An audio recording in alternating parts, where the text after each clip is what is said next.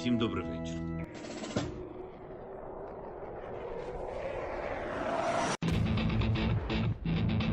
On behalf of the brave. On behalf of every father and every mother.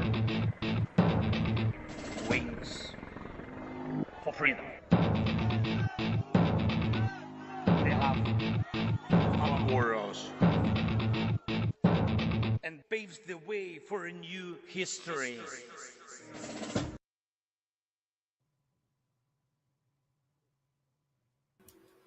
Dobry večer, good afternoon, good evening, morning, wherever you're tuning in from. Welcome to Tochnyi. We've got an enticing episode for you this week, on the fly, on the hop. We're here to talk about Ukraine and its incursion into Kursk, its invasion into Kursk. Tell us what you think. We've got a great panel here. We're going to go around the room and say hi to everyone. So, hi Smokey, how you doing?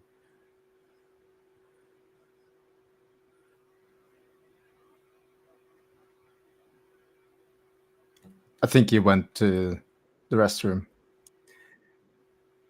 All right. How are you doing, Erlend? I'm good. I'm great. How are you? Good. It's good to be back. How are you doing, Gik? Thanks, I'm doing well. How you doing, Andrew? Oh, I'm great. It's been a day. It's been a day. We did it. Did we do it, really? We did it.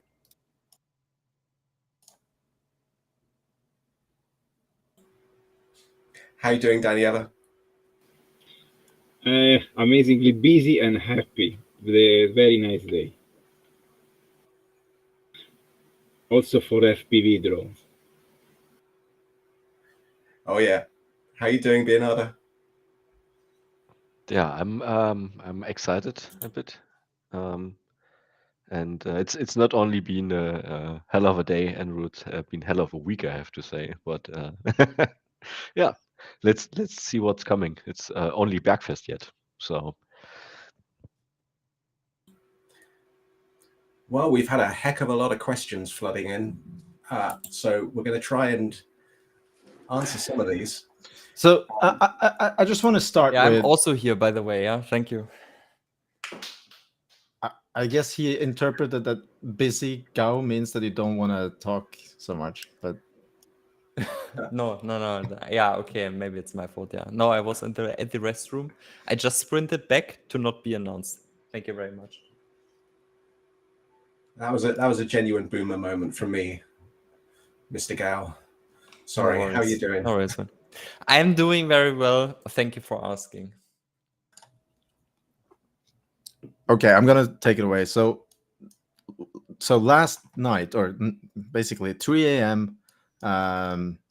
Night to yesterday, something happened in the border between Sumy and Kursk, and there's been a lot of talk and a lot of hot takes and some sort of analysis going around in social media, and of course in the mainstream media as well. There was recently a little press talk at the White House where some questions were asked, and it seems like the Americans didn't know, and they are asking Ukraine for information about what's happening. So yeah, lots of things to investigate and to talk about. But Andrew, one thing I thought was interesting was how many days before was it, or was it weeks before, Ukraine actually started some sort of shaping operations in this border region? Yeah, it was the beginning of July at the latest. It was probably earlier, probably June. But I know it's the beginning of July at the latest that they started noticeably hitting the various power infrastructure around this area. There was one really big hit in the city up there. I can't remember what the name of that city. Gik, do you remember the name of that city up there? It's not a city. It's like a little town. But anyways, it's that one. That was a I think a pretty significant hit. I think the Russians, they lied and said it was an ammo cache had been hit and exploded, which was a weird lie, but it wasn't. It was like a pretty significant hit on a power substation, and it just completely exploded. But then there were a bunch of like smaller ones around where they're hitting like all sorts of electric substations, like little tiny ones that would only power like a few streets, and a little bit bigger ones. And there were a bunch that we never got around to geolocating. There were a few where I basically would sit down and say, if I can't find it within 2 minutes, I give up. And there were actually a lot of those. So we didn't geolocate all of them, but I think we located like 10 or 12 or something like that over the course of about a month leading up to this attack. They also hit a bunch of communications stuff. That's always hard to understand if it means anything, because they kind of hit communication stuff all the time. But they hit that too. And it was all... I remember as it was happening, I was scratching my head because the Ukrainians were like really obviously proud of hitting these things. And it struck me as kind of weird that they were so proud of it. And I now feel that they may have known what was coming and what they were getting ready for, but maybe not. I don't know. But when they blew those things up, because it's kind of like, it's like a substation, Ukraine takes out substations all over the place, so it's not that like abnormal or weird to take them out. But the pride that they posted them with, like if you read some of the posts, it's just like it was a big deal to them. And also, Gick, do you remember when they put out the warning to the Russians where they said anyone who doesn't want their house hit by an FPV drone, you should put up a Ukrainian flag on your roof? Do you remember that? Yeah, absolutely. That here, or was that somewhere else? That was, I think, Belgorod mostly, but I think it was a general announcement for all of the border area. And it was also further north in the Bryansk sector. Yeah. Because I feel like that whole thing may have been part of the shaping operation of what's going on now. Now, you're talking about the shaping operation, Erlend. If you zoom out and if you look further north, and if you go through... So I'm at 15th of July now, so you got to give me a date there. Yeah, if you go through the days now and just observe what happens in the north as well, you might see some drones. Just a warning. Well. Yeah, that's a substation. Yeah.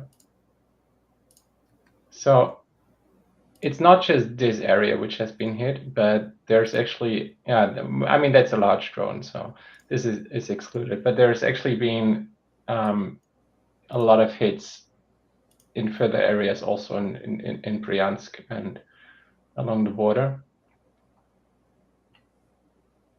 So this is just... Yeah, that was, I think that video had a substation in it, but I'm not sure if we mapped it.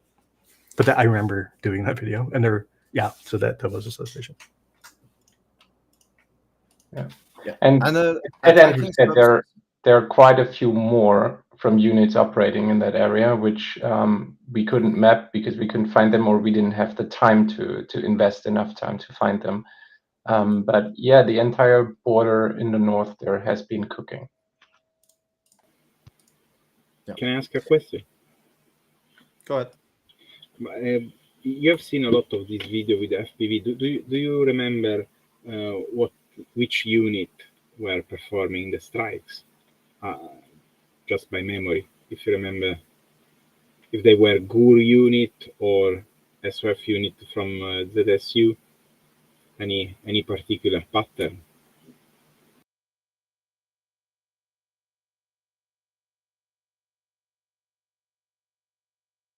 If you remember. I can't remember. If you click the dots, it tells you the source. Except that one doesn't have an image. I blame Gig. But I think From what most I of drones see, are from Sternenko. Sternenko has been actively feeding the units there, and he's also one of the main sources for FPV drone videos. Even if the unit releases the video themselves, often we use Sternenko because he publishes them first, because they also drive the donations through Sternenko, so it doesn't make sense for us to use the unit source in those cases.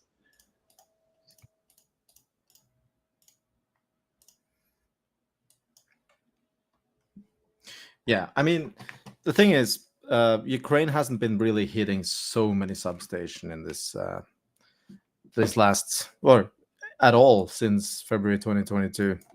Nowhere near enough what we would have liked them to do. We have been talking about that substations is a very attractive target, but clearly in this area they have focused on them a lot more than they have anywhere else.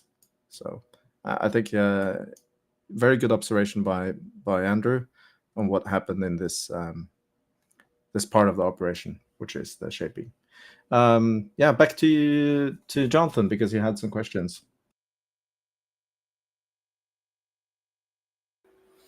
All right. So some of these questions might come across as slightly unusual, but I think a lot of people have certain questions about this. So let's start with the basics. Has a state of emergency been declared in Kursk Oblast by Russia? Yes. But there's a lot of other questions. Is this a breakthrough? That's one question we've had quite a lot. Who do you want to answer that? What do you reckon, Gig? I want to say I think it's a breakthrough, but what's the counter argument for not being a breakthrough? The counter argument seems to be that there was a dearth of units on the Russian side, and according to the logic of this particular question, there was not really much to break through. It's not your fault, right? It's like, if you're like, I don't know, if you're playing like a sport and like the defender doesn't defend and you like score a goal, it's not your fault they didn't defend, But anyways, they were, it's not like they gave it up for free. There were defenders there. And as far as I'm concerned, a breakthrough is when you go through a defensive line and then continue going on the other side. And that's what they did. So yeah, that's a breakthrough. Yeah, if we also relate it to the defensive lines which the Russians had prepared there, then there's currently one more line which is around 3 more kilometers in from the last geolocated positions of Ukrainian units. And to be fair, that last geolocated positions shows them just relaxing there. So clearly they are further than that. If they cross that line, which is pretty much some sort of anti-tank ditch, if they cross that line, then there's open wide Russia waiting for those units to be explored, and I would consider that as a breakthrough. And if the Russians were doing that, we would all be talking about a breakthrough. Yeah, and I want to note that those vehicles, that some of which were destroyed at the northernmost arrow, today Ukraine sent an engineering vehicle to those vehicles to start recovering them. So just to put it in perspective, like our map is so ridiculously conservative. Like it's the most possible conservative interpretation is how the map is set up. Yeah, so these are the engineering vehicles. No, the MRAP. Yeah, they had an engineering vehicle there today, recovering those vehicles. Yeah, I'll find the video. I have it there. But yeah, it's just important to note that this is the bulk of the Ukrainian losses that have been geolocated for now, at least in the map. I'm not sure if Geek has geolocated more stuff, but yeah, there's there's presumably an Iskander strike here as well, and yeah, The little rocket icon. yeah, and then I'll go and find that video. Yeah, I had these vehicles listed as destroyed because I genuinely thought they were destroyed. But it turns out only one of them was.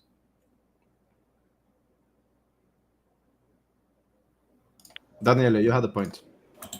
Oh yeah, yes, thank you. So what my point is that in order to define this as a breakthrough, of course, I think is time also will tell us, because it will depend also on what the Ukrainians will tends to bring forward from the rear. So if they start to bring more material on the front, and so logistics start to move, this will mean that there is an intent to continue and also going forward. And I think in this respect, probably the Smokey can add something on this, because he has probably a lot of experience. Smokey, what do you think about that? Hi, I just want to make sure I understand the context correctly. We're talking about like logistics and how far they can move. Yeah, something like that. So how Yeah. essentially one of the main argument is if this is just a raid or a breakthrough, and there are different points, and I think also logistic may indicate if it's just a raid or is a breakthrough, and then this means that they want to push more and continue the offensive, so they need more material, more personnel. So we would see more logistic moving forward, even Yeah. hit by the Russian. What do you think? Yeah, so with the I mean, I think we're going to find out in the coming days, if they keep committing to advancing or not. Obviously, they're going to want to have logistics set up, and how far they could demand or advance. Obviously, is dependent on their logistic capabilities and stuff. And I mean, that's kind of dependent on their rate of advance, which is again dependent on things like terrain, Ukraine's constitution of forces, the enemy forces, weather, that's kind of dependent on how far they could advance. But if they're planning on occupation, they're going to need to set up some sort of logistical hub, up there where, close to where they're operating in Russia. So if they're looking at doing that, they're going to have to bring up adequate air defense, electronic warfare, and artillery, the whole nine yards with combined arms. They're going to have to bring it, which I mean, maybe they are doing here. Maybe they're just kind of flexing that they can do it because Russia did kind of leave it open to an attack. As we're seeing, they're going pretty far, or they're punching through. They're still moving in. So yeah, I hope that kind of answers the question. And also, there's a lot of fog of war right now too, I think. So they've been doing a really good job with OPSEC. I think with this whole operation, nobody knew it was coming. So yeah, we're just gonna have to wait and see. Yeah, so this is the logistics vehicle. I think it's an IMR2 or something like this. And I mean, that means there's at least certain capabilities of logistics and engineering equipment that has been brought in already. Was this from today, Andrew, or was it already yesterday? I think it's today. I saw Russians saying that they blew it up, but I never actually saw any proof of that. Was there a video I missed? Nope. They lied to us again. I think they did.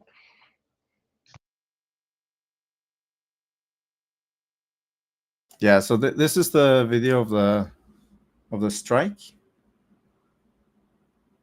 But were there more than one strikes in this location? Well, they were shooting Krasnopol and they missed because the Krasnopol. I don't even know what to say. They shot Krasnopols at them and the Krasnopols missed. Other than that, I don't really know. Um, I think there were some FPV drones used. so just for the record, the video you're showing now is a different incident, right? It's two different tree lines. Since you sent it to me, I thought this was the one we were talking about. Okay, I'll show another one. I have it. I sent it to you to show the geolocation of the furthest we have them inside Russia. That was This video is nevertheless interesting because it shows them Iskandering a bunch of MRAPs, and the best part is if you play a bit more, you see that they highlight something like, I don't know, 6-7 MRAPs there, and once the strike occurs and they zoom in, you realize it's only one, which is actually there still. So it seems that, in between finding the vehicle and the strike, there has been quite some time. And where are the MRAPs? Where did they go? Yeah. What is your consideration regarding the use of such expensive missile for a bunch of MRAP, which probably also survived the strike? Because I have some ideas, but I want to ask you first. Well, the question is, what else do they have right now? They do have a bunch of planes, which are at a high risk, as we've learned. What else do they have there? Yeah, so this is kind of a signal of not desperation, but essentially that they don't have much to strike with. They don't have artillery, essentially. Probably some mortar. They have artillery. I'm sure they do have artillery. Yeah. They were shooting Krasnopols. They have artillery. I just want to note, because I find it funny, that we've seen 4 Iskanders shot at Ukrainian forces, and between those 4 missiles, they destroyed 1 MRAP, and that's it. Not a big value for the money. But are you positive they're Iskanders? I know. I mean, you have a lot of experience. I don't see what else it would be. I mean, Gick, what do you think? They fired 2 at the Buk, right? And then they fired 1 at the MRAPs and destroyed 1 MRAP, and they fired another one to the other MRAP and didn't hit it. Yeah, I would assume that it's Iskander because clearly there's a lot of delay. It could be Tornado, I guess, to some extent, but the distribution of the submunitions, I would say, looks pretty similar to what we have observed from previous Iskander strikes. Yeah, Here, so this was one of them. Yeah, this is the other strike on the other bunch of MRAPs, and there are more MRAPs actually there while the strike happens, but we see a lot of stuff burning, which is not MRAPs, but instead, I don't know what it is, probably from the submunitions later. But yeah. But this is also an area where the Russians actually had some prepared trenches. Correct. So this is one of their main positions, yeah. Yeah. So do we have any evidence of any fighting in these trenches, or do you think they were not manned? If they were manned, I think they retreated pretty quickly, because from what we've learned is that it was manned by no combat experienced people, and typically you would send conscript or rich children basically to man the borders because you don't expect anything to come. Yep. Well, I think that's kind of an interesting aspect, because these are quite extensive trenches as well, from the looks of it. But they're old because they've grown over like you can see the ditches have grown over with grass and stuff. So yeah, if you go back to the engineering vehicle, you can see the aftermath of that missile strike. You can see the MRAPs are there's one destroyed, and it's the one closest to the camera. These MRAPs are they are Ukrainian made, right? No, I don't think so. Is it Cougar? Is it Cougar made by Ukraine? Yeah, the general consensus right now is that it's cougars, which is South African or American. If you see the one closest to the camera on the bottom, that one was the one destroyed, and all the rest I think are mostly okay. So that was a very good use of an Iskander. Well, there could be a bunch of holes in the other ones, though. We don't know the damage, but they're at least They're recovered. recovering them. Yeah. Yeah. Okay. Which is really funny. The recovering them alone is just, it's really funny. Well, so I think we can move to the next question that Jonathan has. And okay, go. I just want to say one last thing about that engineering vehicle, the engineering video. There are 3 more MRAPs there than in the Iskander video. Abandoned. One of them tipped over outside. So I just think it's funny too. So they moved after the strike, yeah. Yeah, it's interesting. All right. Well, we've had a few questions about the ambiguity, perhaps, surrounding where Ukraine wants to end up here. And one of the questions we've had goes along the lines of this: Is Ukraine aiming to aim for creating the perfect storm against the Russian railway system, and basically trying to is this one of the main aims of the operation? Is the real objective of the AFU to cause a collapse of the Russian railway system in Western Russia? Does this have any part of the operation? What do you reckon, guys? So the assumption is that one of the objectives is to get to these railway lines here and cause some problems for other logistics, for logistics for other parts of the front lines. Yeah. I think that's probably a pretty fair assessment.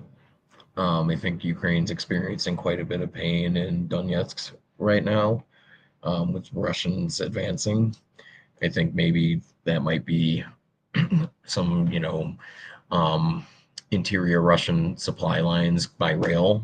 So that could definitely be an objective to, slow the flow of material on the Russian side of the front in Donetsk, maybe cause kind of a, delay in their logistics there.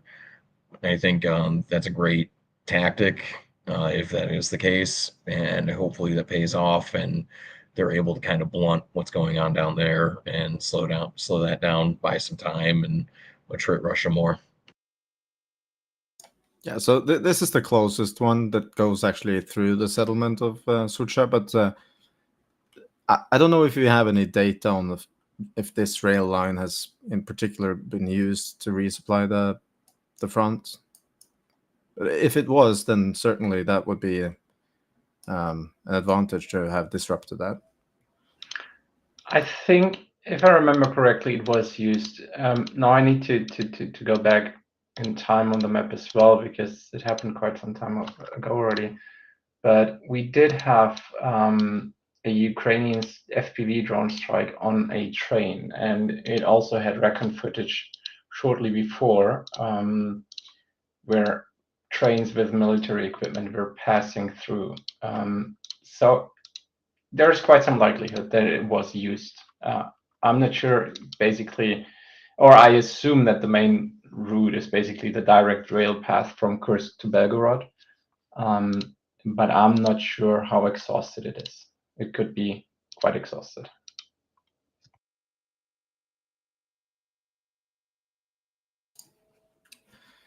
But one thing I want to say is that when you perform an operation like this, you will have a bunch of different operational goals. And I really don't think that the main motivation here is that this rail line. It could be one of the benefits of performing it and one of the arguments for performing such an operation, but I don't think it's the main argument. personally. Erlend, I'm gonna send you something real quick. Yep. Is that the map? Okay, yeah. Yeah. It jumps to the right date because I just found the hit, and it's actually right there. Yeah, one sec. Or you can use the map you have open. It's on the 6th of June. You can also just use that. 6th of June. Yeah.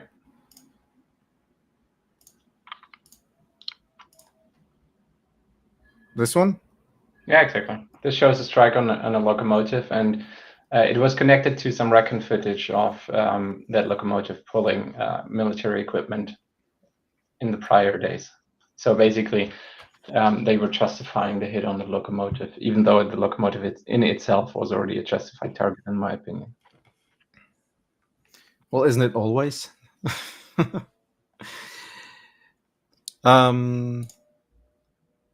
Okay, Jonathan, keep on I going. was wondering, could you tell us the benefits to the enemy not being able to identify what Ukraine is doing here? Could you put it in layman's terms? Smokey, what do you reckon? What advantage does Ukraine have in having these two prongs of attack? What does this think- cause the enemy? I think that's going to serve to ultimately make them focus on defending two vectors. And also that could be, just a strategy kind of to occupy more land and by enveloping it, so to speak, hitting it from multiple angles. There could be, I'm not sure of the constitution of Russian military units there. Maybe there's a good amount of Russian forces that they're trying to encircle or something. But overall, I also wouldn't be surprised to see more avenues of attack opened up as well, and likely some reserves thrown in with the success that they're having. So, right now, I think they're just kind of taking as much, or making as wide a front there as they can, and just kind of probing and breaching and beating their way through it as best they can. So one of the things that I want to add is, and I think great points. So this is data from firms, which, it's not, it's just an indication that what we are looking at from other sources is backing up the information that we already have, really. And you can kind of imagine here that there are three axes of attack, and certainly a lot of the material from the Russians support that theory. And I really want to say that it's a theory, because we don't have, I think, enough evidence for there being substantial axes of attack here yet. Maybe I'm wrong, because Kik is continuously doing geolocations with Andrew and the basement. But the thing is, a lot of this area here isn't fortified, so that opens up the possibility for a lot more probing attacks, just like Smokey mentioned. And I think that's one of the opportunities that this opens up for. Like you create this pocket, potentially. If you can secure it, then the Russians are going to focus first on the settlements, but you will have a lot of room to move around compared to what you have in other parts of the front lines. And I think that it could turn out to be valuable, but we'll see. I think there's value in having more, like taking that approach too, in that, they could secure a larger area more quickly and then move more resources like air defense, electronic warfare, other logistical assets in there, set up logistical nodes, and then, keep moving in. Can I just say something here? Go. I feel like whenever Western OSINT catches up to the first ground news and what Ukraine is doing in those instances, in almost all of the cases, we end up being wrong. because Ukraine hasn't stated the goal. We're basically trying to explain something which we don't even have enough information to assess properly where they are, if they even are still there. If this was a raid, it was a very successful raid. You know, it could be that tomorrow we find out that they have retreated across the border again, and an operation starts in the north, across another border, to properly humiliate the Russians. There are so many possibilities right now, and we're trying to explain and basically make up goals. I think it's a very, insecure environment right now, and I think it's best to focus on what we know and explain what we see, rather than trying to come up with what's going to happen tomorrow. Oh, you're absolutely correct. I'm also very skeptical towards claiming that any of this is, occupied or under control of the Ukrainian forces. But people want to know what the possibilities are, and that doesn't mean that we verify that this is some of the stuff that you read out there is true.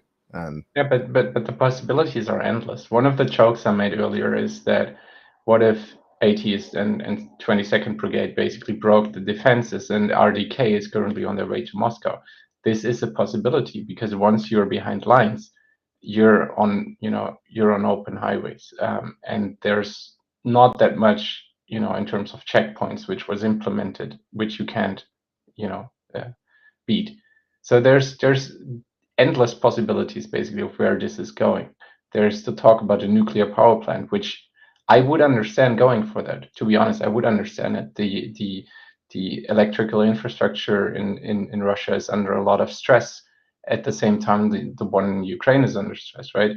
It could be a valid target. I wouldn't necessarily call it a good target. I wouldn't necessarily think it's for the better, but I would entirely understand.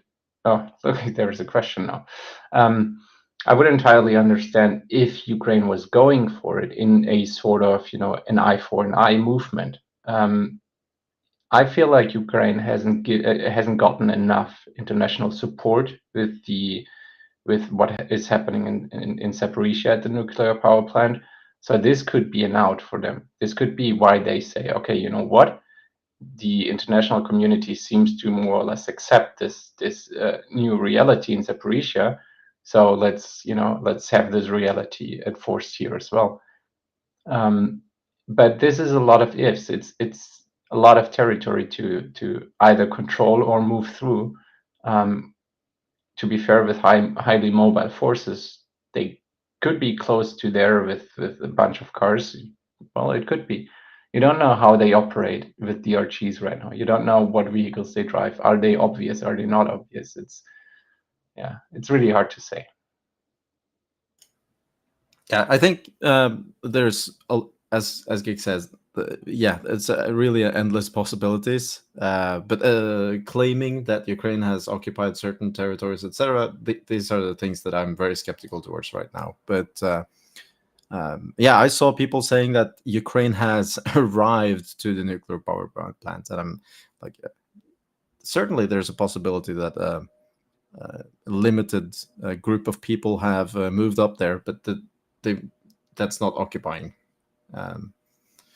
So yeah, well, I would totally understand that, creating some sort of scenario where the Russians feel that this is threatened. So this is, by the way, the nuclear power plant in question.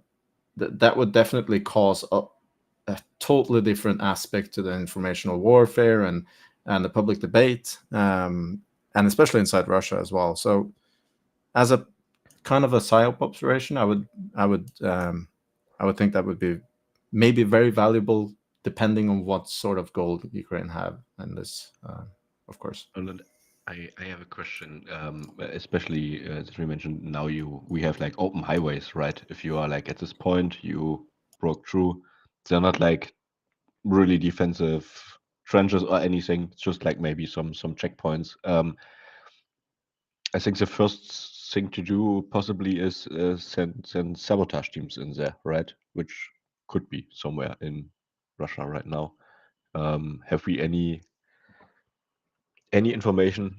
What's happening there? Anything seen that there were like any sabotage attempts, or I guess not yet. I think that's one of those in the realm of possibilities that they want to achieve that we don't know, and would certainly be too early to assess, I think. Yeah, but possibly they have a good possibility to move inside Russia if you like have the door open. Just send your sabotage teams in, right? Yeah, and reach some havoc. This was a discussion as well during the last two raids. They were the operation was completely different than what we see here, at least. So I'm not sure if the last two episodes can be compared to this one. I think not, but that was certainly one of the questions that people were airing a lot during that time. Yeah. Jonathan, do you have more? Yeah, I guess this that question leads us on to a question we've had, which is what are the capabilities of the Ukrainian forces compared to what we've seen before? We've obviously seen more ground taken here. What's your guys' estimation or assessment of the Ukrainian units operating in the Kursk area? Specifically, what units are they, if we know, as well?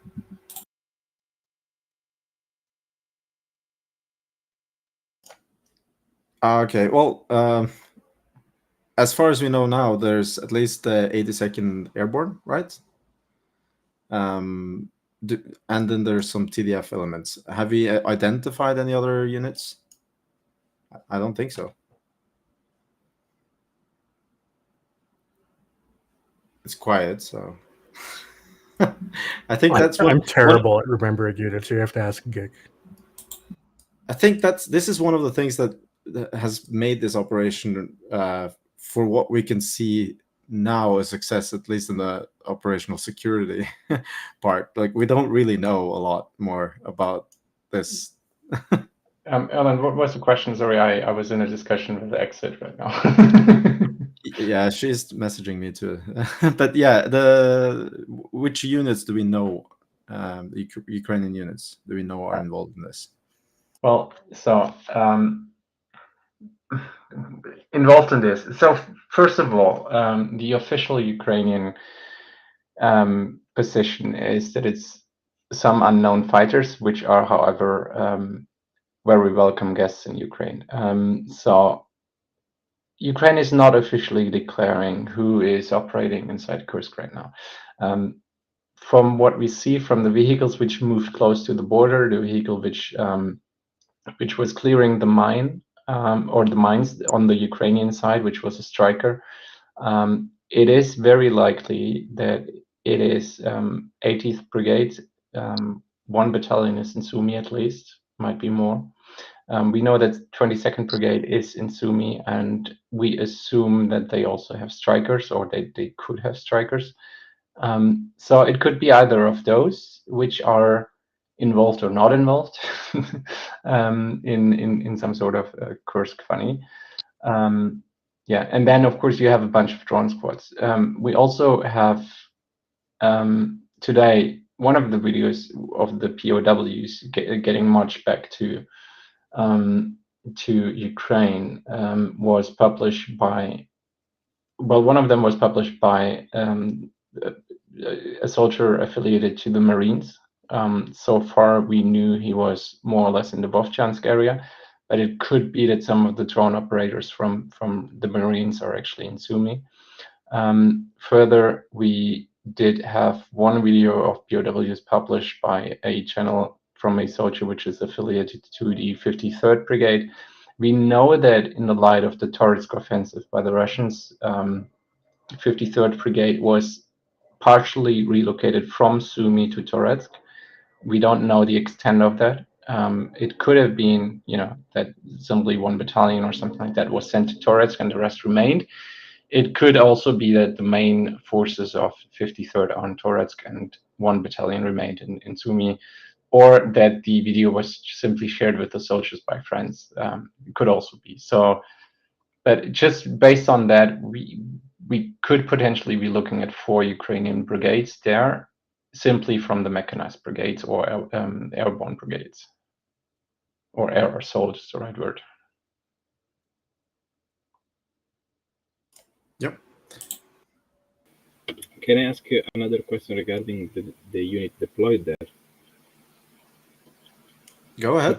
Regarding the GUR, do we have evidence of GUR unit being there? Because there were a lot of speculation at the beginning of this operation being essentially orchestrated by GUR, and now instead we see much more presence of normal armed forces. So do you have anything? Because, for example, there were a lot of people talking about RDK, Georgian Legion, and so on. Yeah, I can say that we do have pictures of the Trojan flag inside Russia. Of course, it could be a joke. This could be a joke because it's the anniversary of Russia's invasion of Georgia. But what we know is that several of those legions or units of the GRU is operating in Sumy. We know that I think the International Legion, which is publishing through Athena, is in Sumy. They were also flying drones. If you go a few days back, you should find a bunch of drones at the border crossing. That's from Athena. They were also preparing the battlefield. I don't remember exactly if it was in this specific area you're looking at right now. It could be a bit further south, but yeah, they were also preparing a border crossing. No, not that far south. That's Kharkiv now.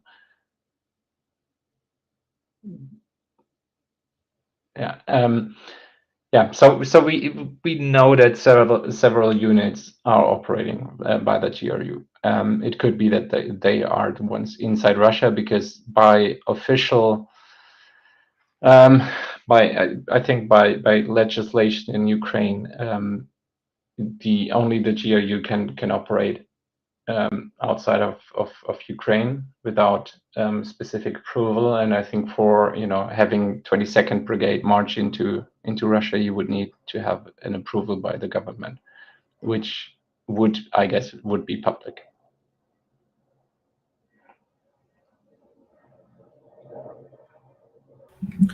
So the estimates that some people might have seen online of 10 battalions, 50 battalions inside Kursk right now, these are, the situation is opaque.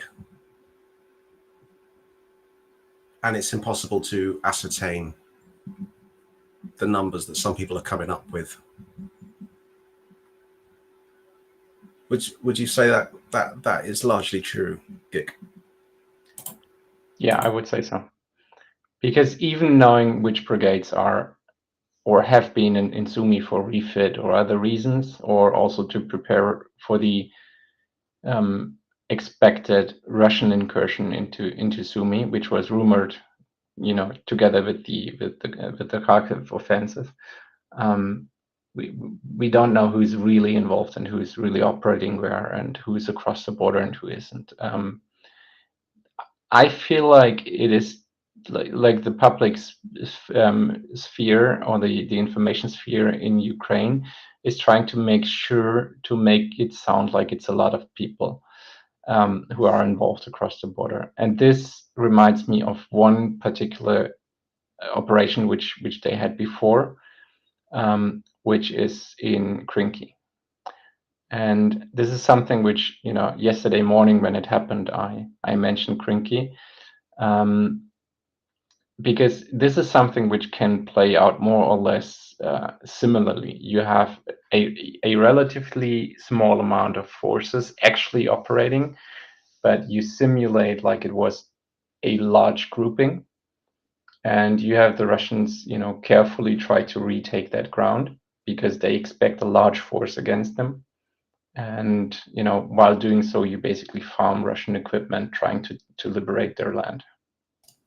And in the meantime, the forces that are there dig in as best as they can, and hopefully also Ukraine has prepared certain drone capacities that will do some of the similar stuff that they did in Krinky. I also mentioned this yesterday, and I think creating a new Krinky was probably one of the things that the AFU would have wanted to do when they decided that enough was enough at Krinky. Yeah, exactly. And what basically just came up like an hour ago or something like that from Dva Majors, which is a pretty popular Russian mill blogger. He said that one of the reasons Ukraine is successful right now in Kursk is that they were able to more or less completely interdict Russian communications through electronic warfare, and that Ukraine basically was able to get repeaters and so on into Kursk and flood basically every frequency. So Russia, according to his statement, Russia is having a lot of issues to coordinate its forces in the area. Yeah, I mean, one of the shaping operations in that would be very important in one of these kind of incursions or invasions, breakthroughs, would definitely be in the electronic warfare realm. And we know that Ukraine has certain capacities that are better in employing really, really good EW, but they're limited capacities. So they have to prioritize where they employ these capacities. And yeah.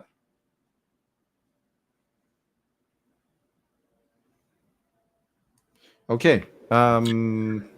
Next I guess one. I was going to ask you guys what you thought of the vehicles involved, because I've seen some comments along the lines of, why aren't we seeing Charlie 2s in this operation?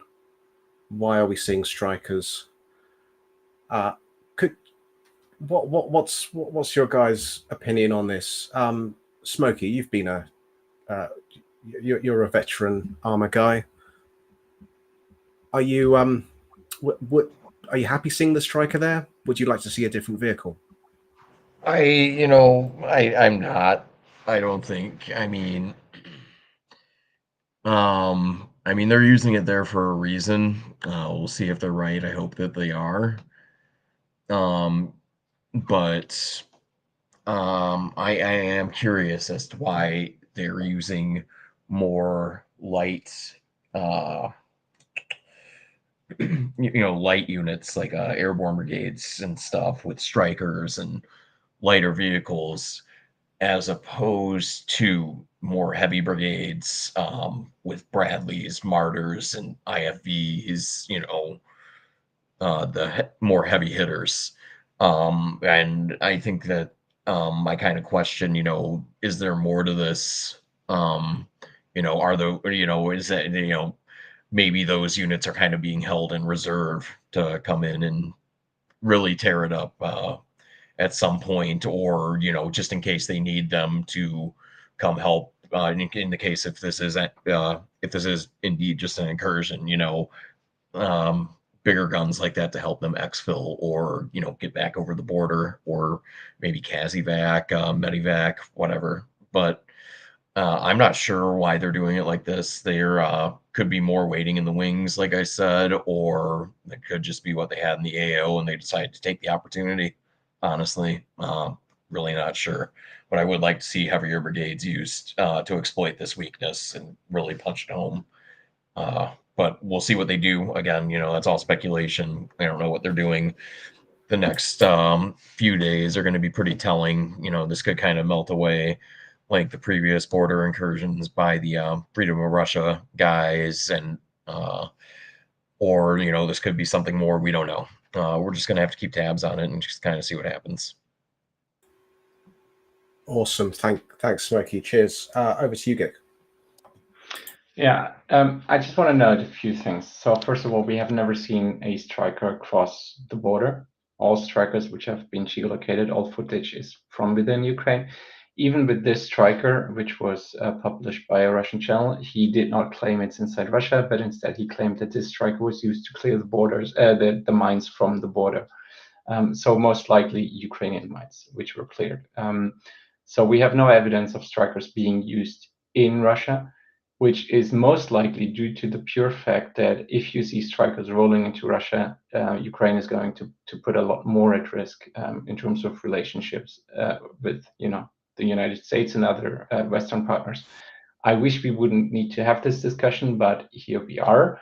And hence, I assume that's one of the reasons why you see IMVs mostly. The next point is that we're looking at a weakly defended area inside Russia with, solid roads. There is a lot of reason to use very light vehicles to quickly exploit whatever you penetrate and penetrate further. You couldn't do the same with tanks, and I'm not entirely sure if this operation really needs tanks at this point. We will see once the Russians actually put up defense. They have tried to pull in tanks. Those tanks were destroyed rather quickly. So right now they're literally, I don't see a mechanized force by the Russians which is defending here, and I don't see it tomorrow either. It's gonna probably take until the day after, until the first mechanized forces are actually in the area to pull up. Until then, you will see those localized small columns of vehicles rushing somewhere. And to be honest, I even expect that they are going to stage somewhere to prepare a proper counterattack. And if they do that, I think they're in for an even bigger surprise, because I think that Ukraine will be able to use Western systems to deal with that threat. By the way, this is Russian helicopters filming their own tanks that are destroyed. Even better. In the first instance of his post, he claimed that it's Ukrainian tanks destroyed by a Ka-52. Then his own followers insulted him in the comments, saying that it's actually Russian tanks. So then he corrected it and scrapped the part of Ka-52s destroying it. But yeah, that's Russian tanks. There's even a ground video if you want to show that too, but it's not particularly different. I can wait. I will. Is it in the same thread? No, I didn't upload it because I'm way behind on everything. But I'm sending it to you in Discord. Yeah, but this is here where he says, like, first destroyed tanks of the Ukrainian armed forces in the Kursk region. Frags earned by K-52. And then that was deleted. Yeah, I'm opening the... By the way, he says those are T-62s. One of them is a T-80 BVM. Yep.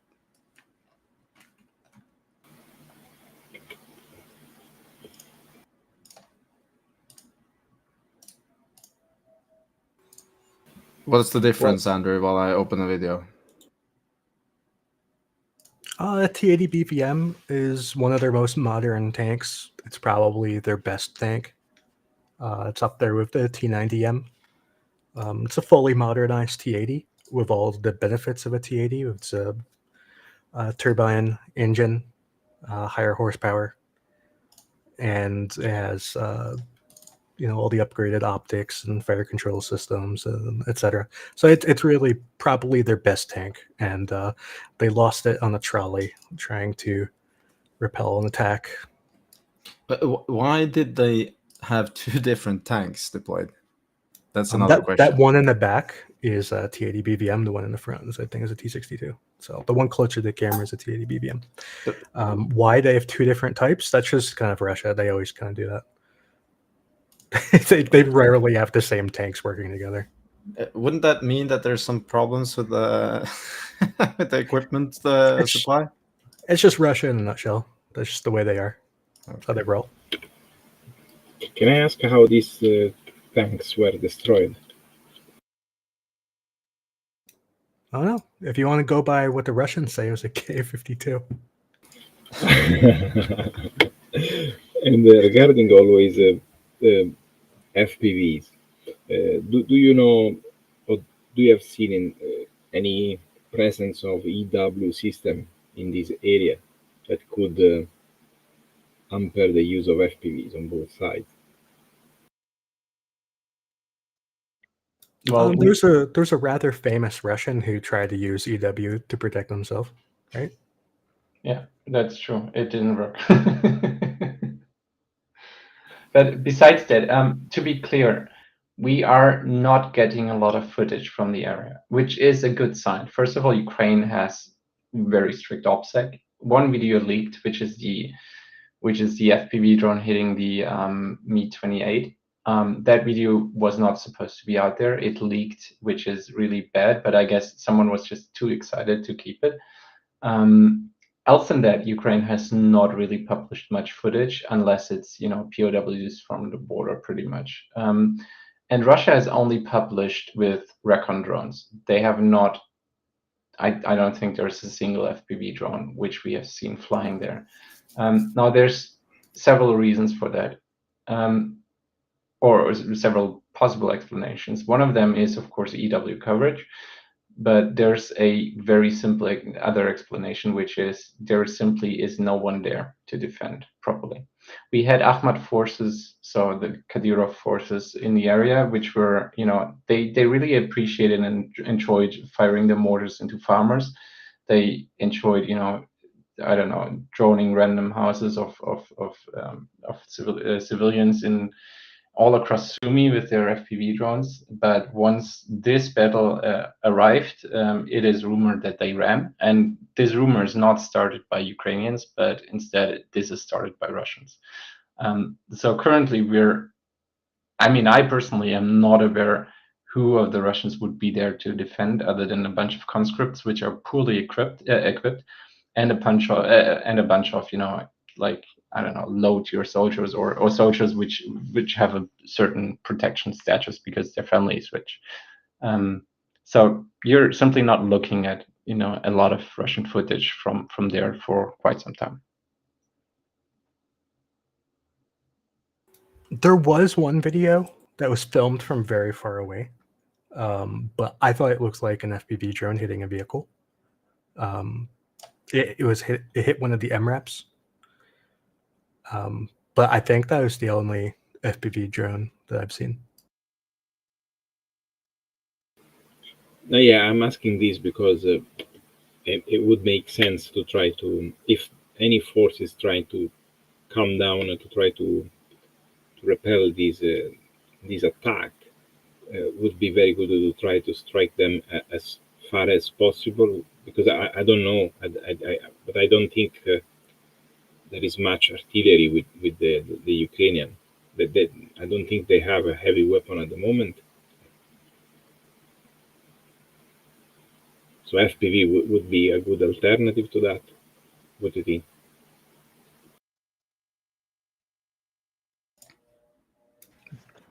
They have artillery. They're firing a lot of artillery shells, from what I understand. The Russians are constantly complaining about it, and we see all sorts of buildings getting knocked around with some big shells. So I think Ukraine has artillery. Yeah, and I mean, there's lots of evidence of buildings destroyed inside Sucha, which seems to be mostly with either, shrapnel damage indicates artillery. And by the way, someone is hot micing, so please don't. And also, this drone footage, I haven't seen the video. Is there only the still? But that's also one of the few like overview, maybe the only drone, surveillance drone with an overview where this is the edge of Surcha, if I'm not wrong. Geek me, please, geek if I'm wrong. It should be, but to be fair, I had no time to properly align the view, so I can't comment on that yet. But it should be Sucha, yeah. I could hear a cat. Oh yeah, she's here. She's the new commander of the Russian Defense Forces in Kursk, and she's currently giving orders. Okay, I'm going to kind of go to something else because someone is messaging me about it. Something happened way down south as well yesterday, or at least it was published this morning. So everyone knows the Kinburn spit, but there's another spit too, and the Ukrainian Special Forces GUR did publish a video, and they attacked it with small boats, jet skis, things of that sort. What do you think of this happening, or at least being published the same day? And this is quite a massive operation, actually.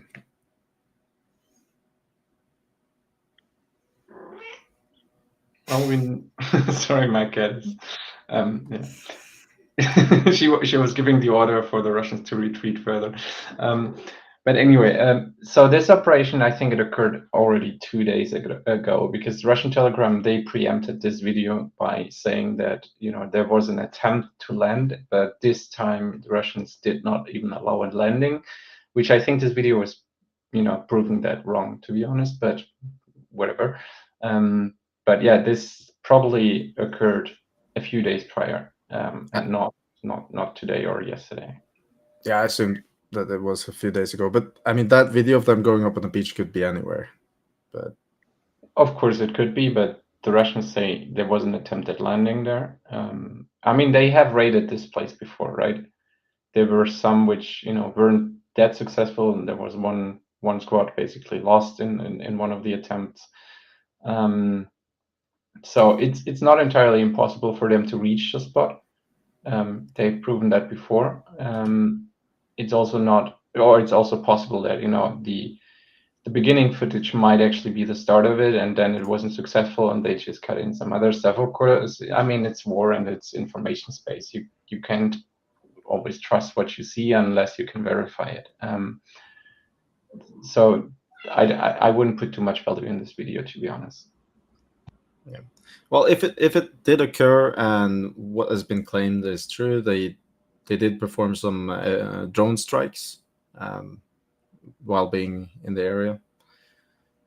I think this is mostly Ukraine also showing that, hey, we have some new seaborne capabilities. We have a bunch of troops that have been trained by the SBS and the Norwegian coastal Jaegers, and we want to do some stuff. And this is probably more messaging than anything else.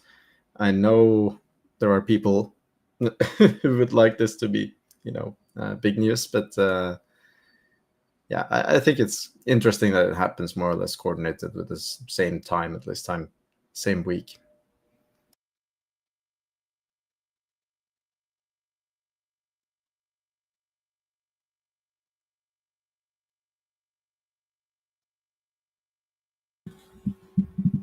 On that note, I was going to bring in a question from the audience here, which is from Harmonia, who has asked this. Can you share the difference between a breakthrough and a breakout, and which this incursion resembles more?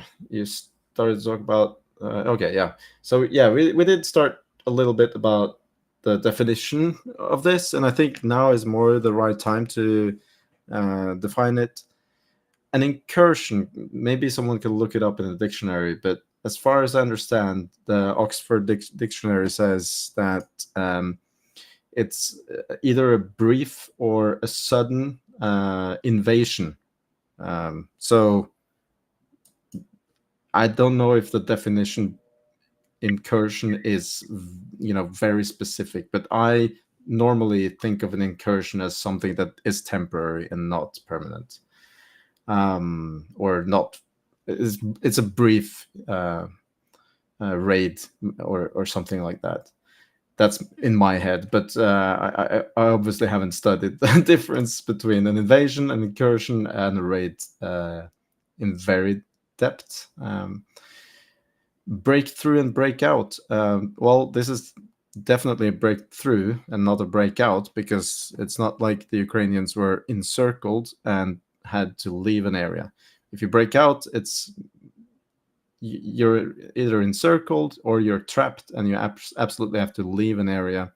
And while you leave that area, you have obstacles, being it defenses or opposing forces, which you need to encounter and defeat before leaving that area.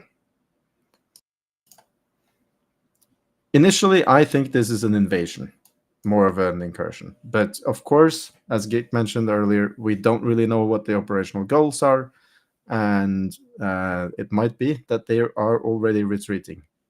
But if they stay, I wouldn't define it as an incursion.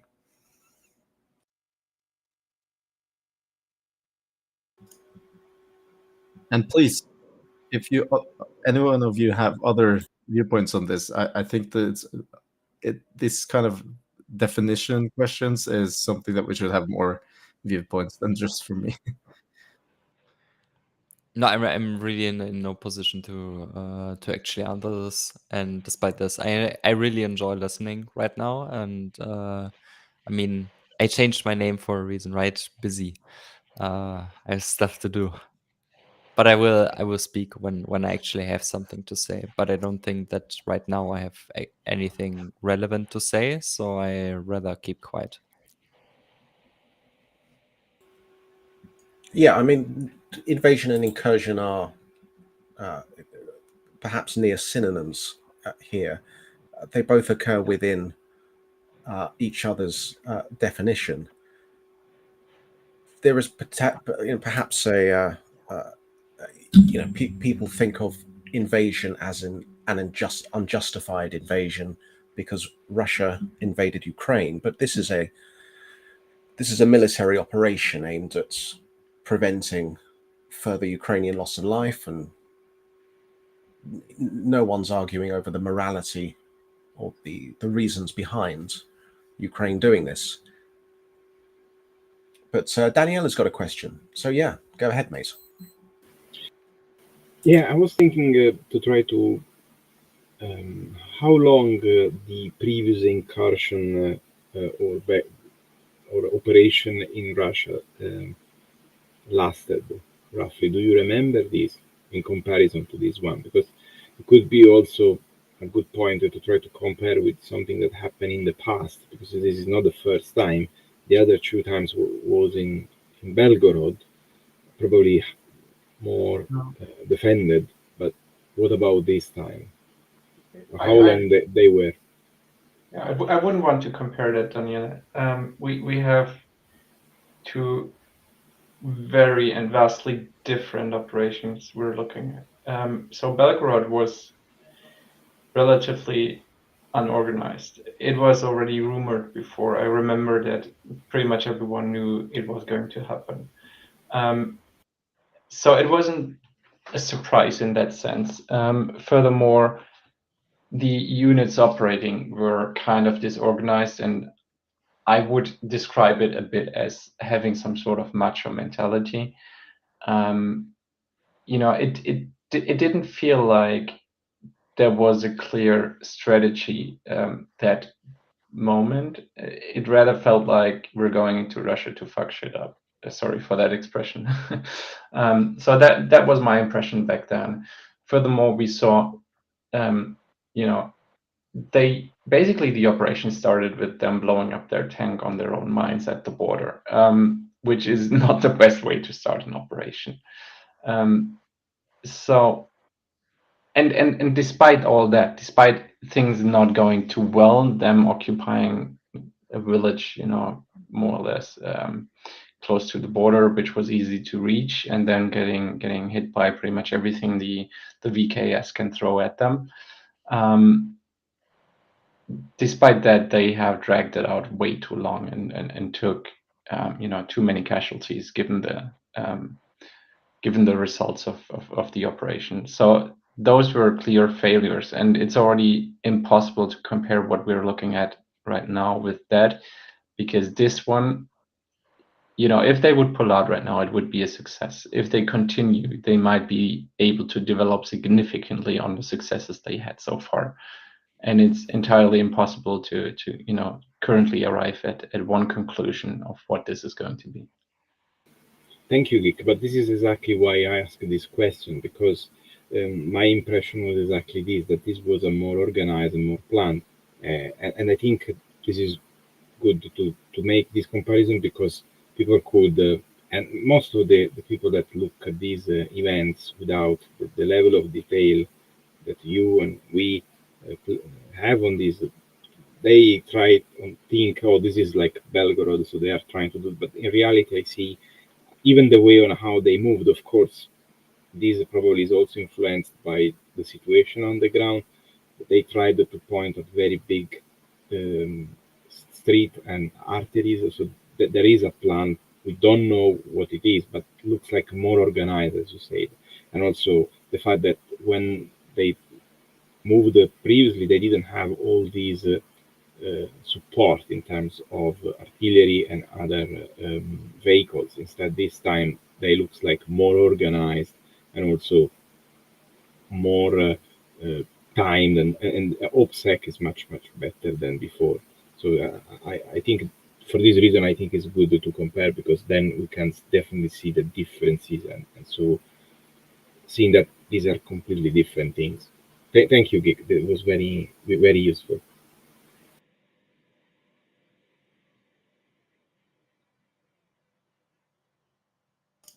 Okay, before we move to the next topic, I got some questions in DM. So why didn't the Russian ISR make more of this buildup? And was the past claim from Ukraine that Russia would invade them from Sumy during the Kharkiv offensives meant to mask this up? Because as we've established, there's been considerable amount of time spent on the shaping operations beforehand.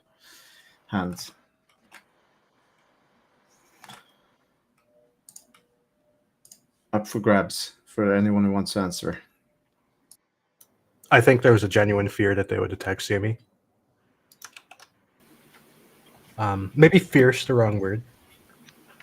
Maybe hope.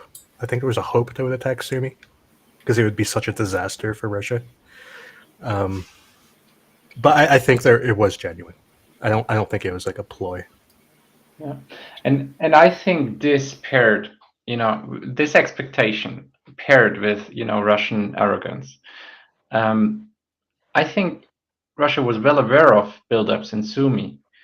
They probably misinterpreted this, because looking at it, it might be that Russia was actually appreciating any sort of buildup in that area, because they wouldn't expect that Ukraine has the balls to actually move across the border there, and instead, whatever forces Ukraine would be accumulating in Sumy would not be in Pokrovsk or any other direction, which could, of course, threaten Russian progress.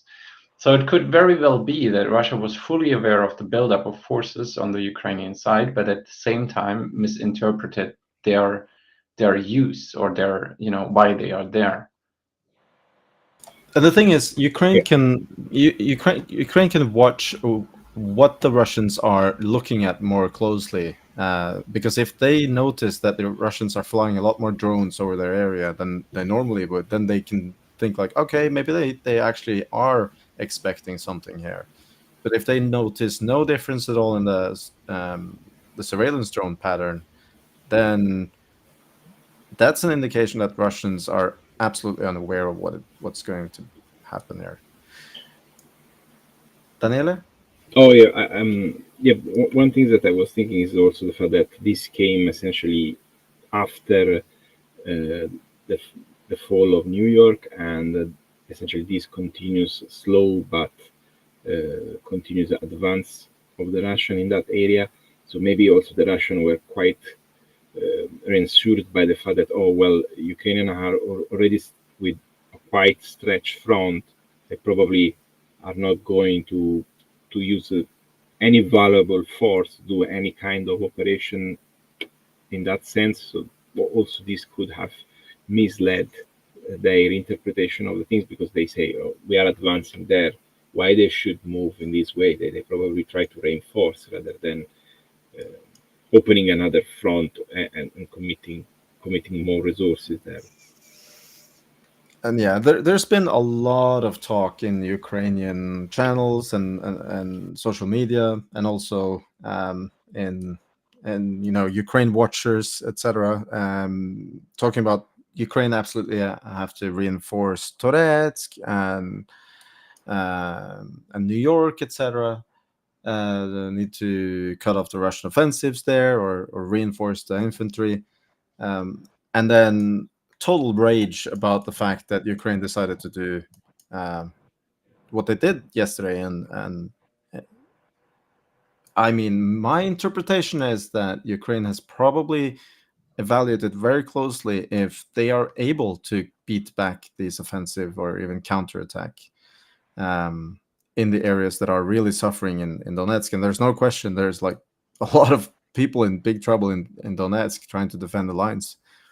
But if your assessment is that you're not able to counterattack and push back the Russian offensives, why would you commit offensive capabilities like the 82nd Airborne into the trenches, which are not somewhere you want to put very highly mobile forces? So I think the point about utilizing the forces where they're not needed at least has some counter arguments that are valid.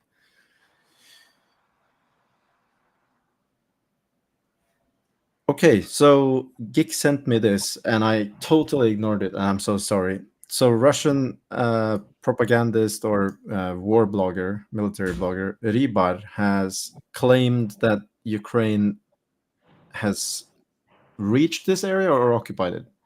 Has reached it. Yeah. He also published a map where Ukraine is like pushing towards Koronevo. Yeah.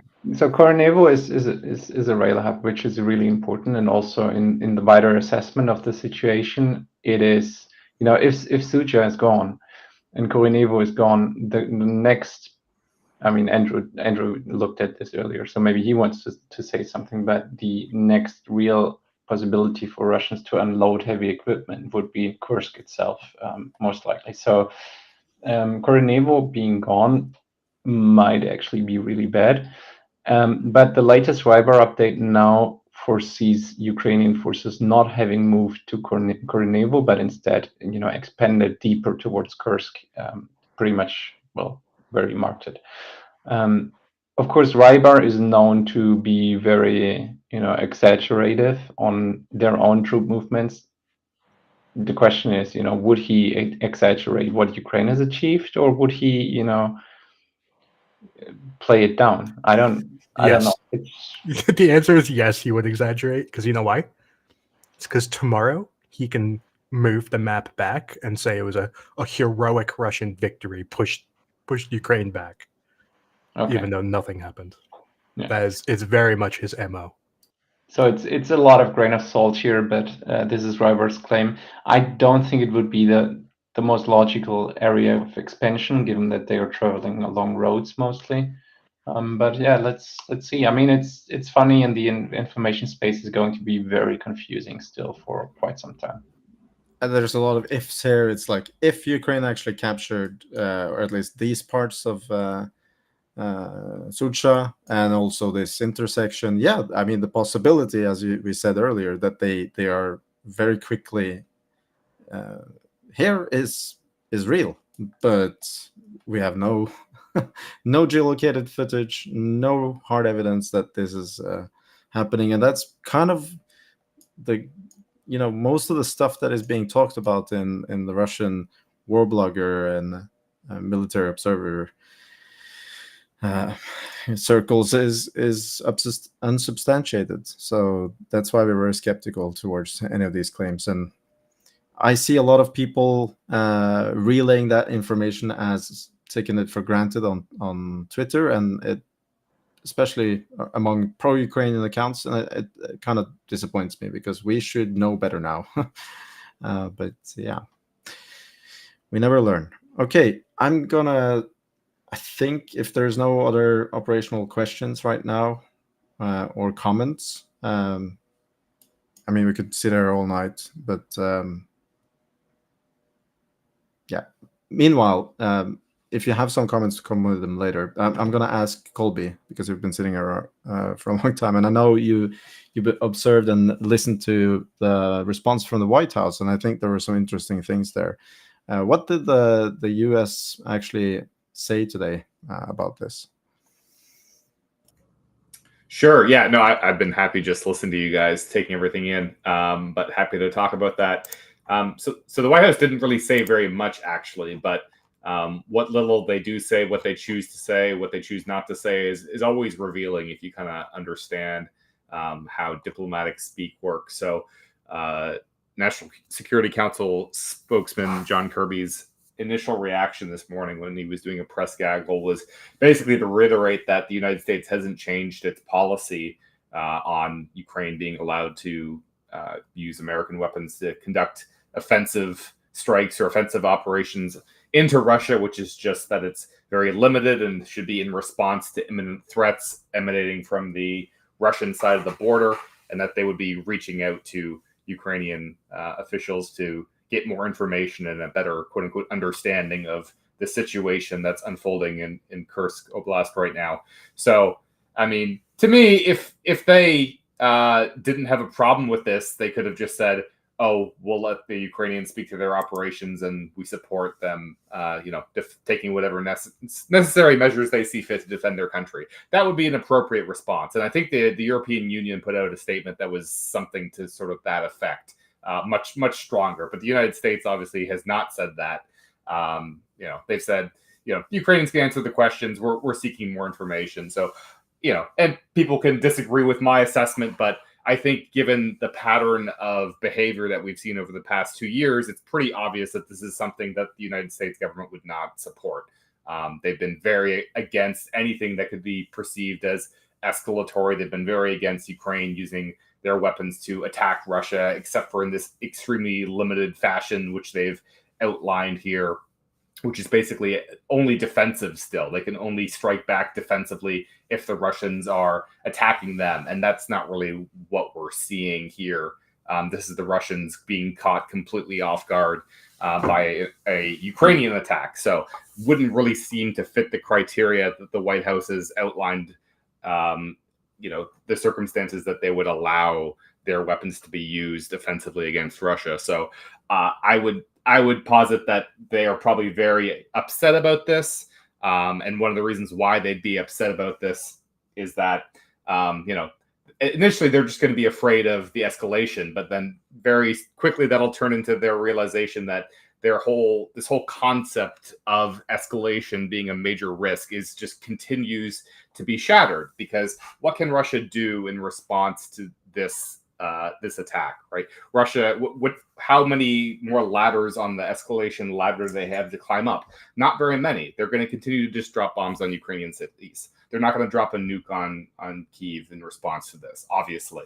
But the White House has maintained that that's a real risk. We hear from them routinely. They are concerned about escalation. They believe that World War III is an actual, possible outcome, that this war could turn into World War III. And I think that this attack is going to demonstrate that that is all just nonsense. And they're going to be very concerned that that narrative that they continue to cling to is just slowly continues to crumble. I mean, and that could be one of the operational goals of this operation as well. Breaking the ice. How do they feel about referendums? I mean, it would be funny, wouldn't it? So I'm going to go a little bit more on the joking side before we end the stream here. So Ukrainians have a lot of fun on the internet right now. And one of the things they did is that they went in and did some funny reviews of, this burger place. Buffet and burger house. It's called Burger House. It's pretty good reviews.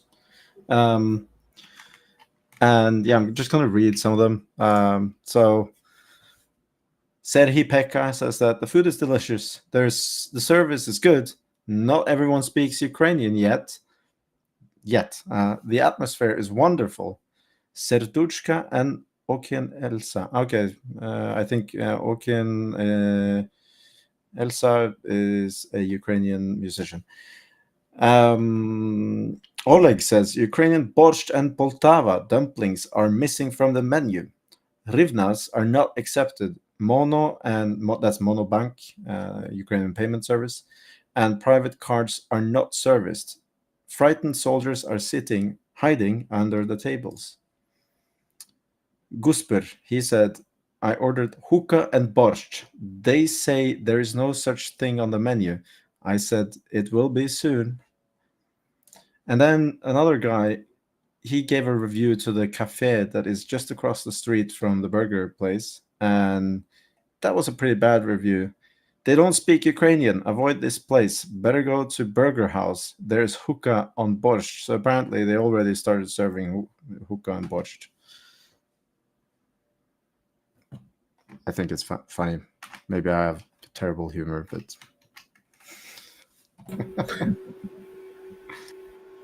that's a definite lol, Erlend. All right. Well, thanks to our panel, and thank you for tuning in. There's a lot of mis and disinformation out there. We hope we've been able to address some of it for you. So please join us again for more analysis such as this and other things that Tochnyi does, such as unique human stories and the research that we do. So join us again soon. Thank you. Slava Ukraini. Heroyam Slava. Heroyam Slava. Slava.